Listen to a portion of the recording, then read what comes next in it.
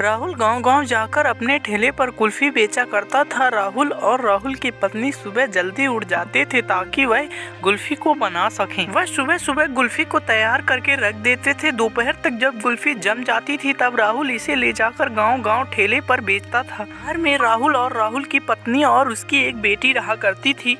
उसकी बेटी का नाम काव्या था। इसीलिए एक दिन काव्या की माँ उसको अपने पास बुलाती है। तुम तो जानती हो ना काव्या कि तुम्हारे पापा कितनी मेहनत करके दिन रात कुल्फी को बेचते हैं ताकि वह तुम्हें पढ़ा सके और तुम पढ़ लिख कर एक ऑफिसर बन सको और ये हमारी गरीबी दूर हो सके। हाँ माँ, इसीलिए तो मैं बहुत मेहनत करती हूँ पढ़ने के लिए। मैं आपका और बाबा का सपना जरूर पूरा करूँगी।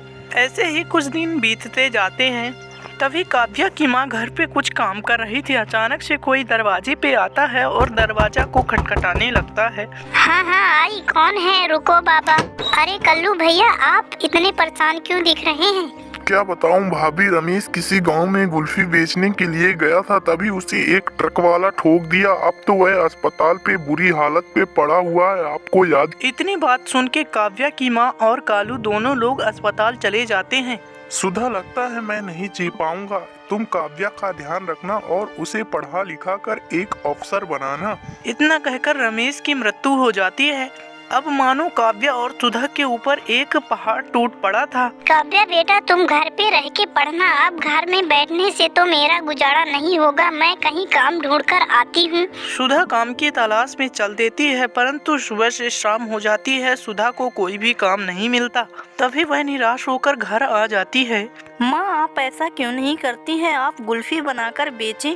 अरे काव्या, मैं कुल्फी कैसे बेच सकती हूँ? वो तो तुम्हारे बाबा किया करते थे, मैं तो केवल उसे बनाया करती थी। अब तो कुल्फी का कोई सामान भी नहीं है। माँ, आप चिंता ना कीजिए। मैं कल दूध और मेवे कुछ उधारी ला दूंगी दूध वाले के यहाँ से। जैसे ही सुबह होती है तो काव्या दूध लेने के लिए चली जाती है, परंतु काव्या को दूध वाला एक भी दूध उधार नहीं देता है। वह निराश होकर घर लौट ही रही थी, तभी उसे रास्ते पर एक लड़का मिल जाता है।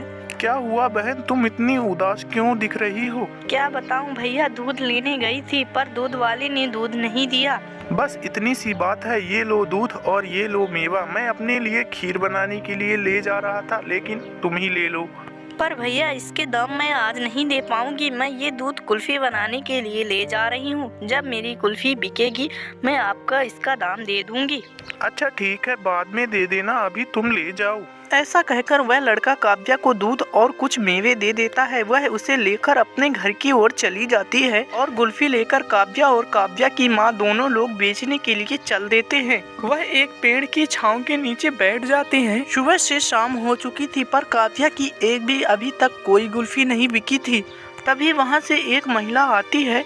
बहन जी, इस मटके में आप क्या लिए हुए हैं? दीदी, इस मटके में तो कुल्फी है। जरा मेरे को भी तो एक कुल्फी खिलाना। जैसे ही वह एक कुल्फी को खाती है, अरे वाह, कितनी स्वादिष्ट कुल्फी है ये। इतनी स्वादिष्ट कुल्फी तो मैंने आज तक नहीं खाई। रुको रुको, मैं और लोगों को बुला के लाती हूँ। इस तरह वहाँ से वह सभी लोगों को बुला लाती है और उसकी सभी कुल्फी बिक जाती हैं।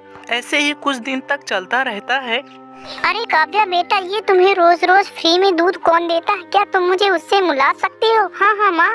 चलिए मैं आज ही मिला देती हूँ। भैया तो मुझे यहीं पर मिलते थे माँ, पता नहीं आज क्यों वो नहीं आए हैं। ऐसा कहकर वो दोनों लोग घर अपने आ जाती हैं। तभी काव्या और काव्या की माँ रात हो चुकी थी, इसीलिए वह गहरी नींद पे सो जाती हैं। तभी काव्या के सपने में वही उसका भाई दिखाई देता है। अरे भैया, मैं तो आज गई थी, आप क्यों नहीं आए थे वहाँ पर? मेरा काम इतना ही था, इसीलिए आज मैं नहीं आया। आज से मेरा काम पूरा हो गया था। अब तो तुम्हारी कुल्फी की दुकान भी चलने लगी है। मेरे पिताजी ने तुमको दूध और मेवे पहुँचाने के लिए कहा था, इसीलिए मैं पहुँचा रहा था। अच्छा, आपके पिताजी कौन है? मुझे मिलवाइए। वहाँ से शंकर जी और वह लड़का गणेश के रूप में प्रकट हो जाते हैं। काव्या समझ चुकी थी यह कोई और नहीं, महादेव और श्री गणेश जी मेरी मदद कर रहे थे। प्रभु, मैं मूर्ख तो आपको समझ ही नहीं पाई। बेटी, मैं अपने भक्तों को कभी निराश नहीं करता हूँ। जो कोई मुझे सच्चे दिल से बुलाता है, मैं उसकी हमेशा मदद करता हूँ। ऐसा कहकर गणेश जी और शिव जी अंतर ध्यान हो जाते हैं। इतने में काव्या की नींद खुल जाती है और वह माँ से अपनी सारी बात बताती है। माँ कहती है हाँ बेटा। हाँ हाँ, ऐसा ही सपना मैंने भी रात में देखा था। अब वह दोनों अपनी कुल्फी की दुकान पर बहुत खुश रहने लगते हैं।